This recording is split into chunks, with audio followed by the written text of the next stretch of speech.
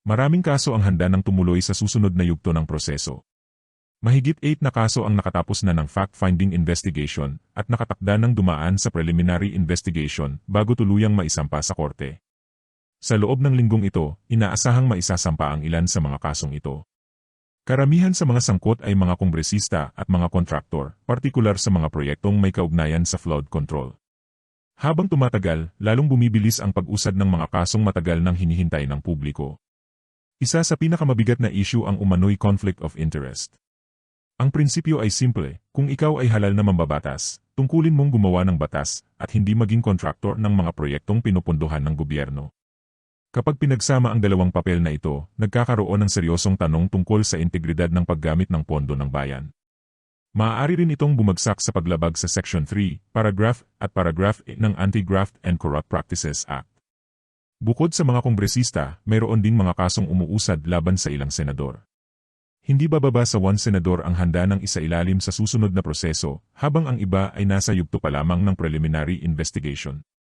Kalaunan, kinumpirma ring nakatakda ng ihain sa Sandiganbayan ang kaso ni Marcoleta na may kaugnayan umano sa plunder. Kapag tinanggap ito ng hukuman at naglabas ng kaukulang kautusan, maaari itong makaapekto sa kanyang pananatili at pakikilahok sa Senado alinsunod sa umiiral na batas. Kasama rin sa mga iniimbestigahan ang ilang personalidad na umano'y konektado sa parehong mga transaksyon. Gayunman, ang bawat kaso ay daraan pa rin sa tamang proseso at nakabatay lamang sa mga ebidensyang nakalap. Mayroon ding mga kasong nasa preliminary investigation pa lamang na may kaugnayan kina Senator Joel Villanueva at Senator Escudero.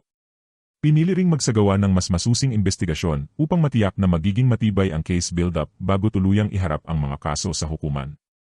Isa pang mahalagang pangyayari ang pagpayag ni dating Secretary Manuel Bunoan na maging state witness. Hihilingin sa hukuman na alisin siya bilang respondent upang makapagbigay siya ng testimonya bilang cooperating witness. Ang kanyang kaalaman sa mga pangyayaring iniimbestigahan ay maaaring maging mahalagang ebidensya sa iba't ibang kasong inihahanda. Nilinaw ring walang anumang lihim na kasunduan o political deal na ginagawa sa sinuman. Ang anumang kasunduan tungkol sa pagiging state witness ay isasagawa lamang sa bukas na hukuman at alinsunod sa batas. Ang layunin ay mapabilis ang pag-usad ng mga kaso habang tinitiyak na sapat at matibay ang mga ebidensyang ihaharap sa korte. Patuloy ding sinusuri ang ilang affidavit mula sa mga dating Marine personnel na maaaring magsilbing karagdagang ebidensya sa iba pang kasong inihahanda.